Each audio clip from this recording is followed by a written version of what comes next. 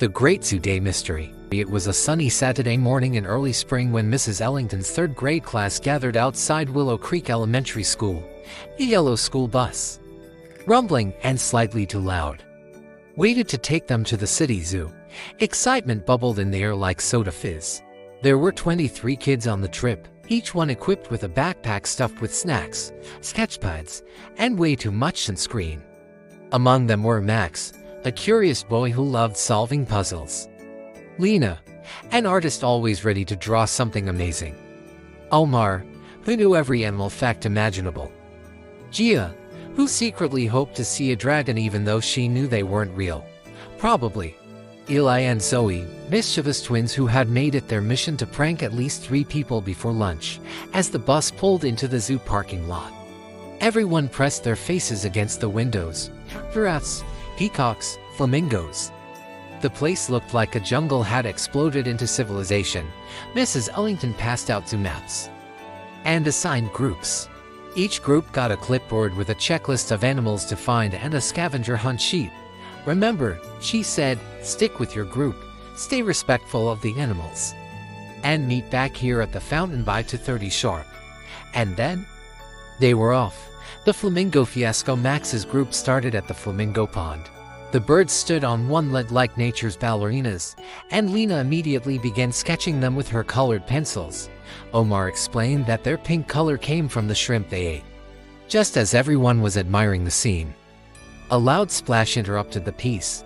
One of the twins, no one could tell which, had tossed a plastic flamingo into the pond. It's camouflage, Zoe giggled. It's an infiltration, Eli added. The flamingos were not amused. They flapped and honked and marched away in a pink parade. Max scribbled a note on the scavenger hunt sheet. Do not anger the birds. They have long necks and longer memories. The penguin parade at the Arctic zone. Gia couldn't believe how adorable the penguins were. They waddled like little tuxedoed people and dove into the water like sleek bullets. One seemed especially curious, pressing its face up against the glass to stare at the kids. That one's definitely spying on us, whispered Max. He's gathering intel, said Lena. Operation Ice Waddle has begun, Omar nodded, adjusting his glasses.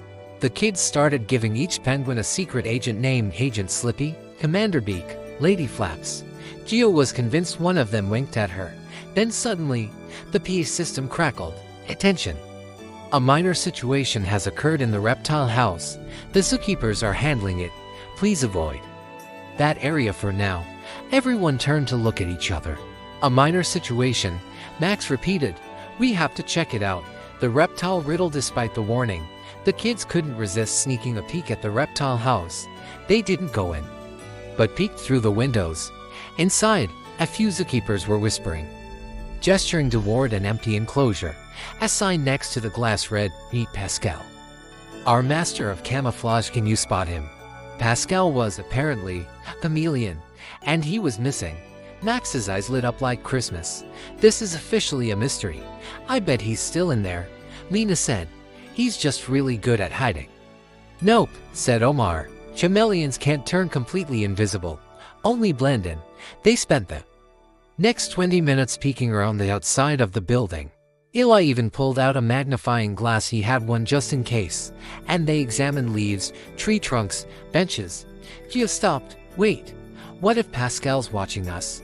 The lemur chase. Meanwhile, someone left the gate to the lemur exhibit slightly open. Not a big mistake unless the lemurs notice. They did. First, one lemur hopped out onto the path. Then 2 more. Then 5. By the time a zookeeper shouted lemur loose, a dozen striped-tailed tricksters were darting between visitors' legs. Chaos. The kids cheered. Operation Monkey Madness. Zoe screamed. Max, never one to waste a learning opportunity, took notes on lemur movement speeds. Gia was trying to sketch a fleeing lemur when one jumped onto her backpack, and zipped it, and made off with her granola bar. It's a coordinated snack heist, she cried. 5. The tiger encounter. Eventually, the lemurs were rounded up and the kids made their way to the tiger habitat, a majestic Bengal tiger lounged in the shade, occasionally yawning with terrifying teeth. Did you know, said Omar, a tiger's roar can be heard from 2 miles away. Did you know, said Lena, If you draw a tiger with rainbow stripes, it looks even cooler. Suddenly, the tiger stood up and walked directly to the glass. It locked eyes with Max and then boom let out a roar that echoed through everyone's chests. The kids froze. "Did you know I just peed a little?" whispered Eli. They left in quiet respect. 6. The final countdown, it was to 27. They had to get back to the fountain. Max pulled out the map. "If we cut through the aviary, we'll shave off 3 minutes. But it's full of parrots," warned Lena. "They mimic people. No big deal," said Gia. It was a big deal. As they passed through, a parrot screeched. Zoe did it. Then another. Eli farted. Then a third. "Max is the boss." "Wait," Max said slowly. "The parrots know too much." When they arrived at the fountain, slightly out of breath and slightly pecked by curious birds, Mrs. Ellington was there tapping her watch. But she smiled. "Looks like you kids had quite the adventure." They handed in their scavenger hunt sheets. Some were detailed logs of the day's events, others were just doodles and snack stains. Epilogue. On Monday, Mrs. Ellington asked the class to write a journal entry titled "My Day at the Zoo." Max titled his "The Case of the Vanishing Lizard." Lena filled hers with illustrations and gave Pascal a heroic storyline where he saved the zoo from lemur invaders. Omar included a full index of animal facts cross-referenced by location. Gia's journal had one sentence: "I think I saw a dragon behind the penguin tank." The twins just wrote, "You had to be there." And you know what? They were right.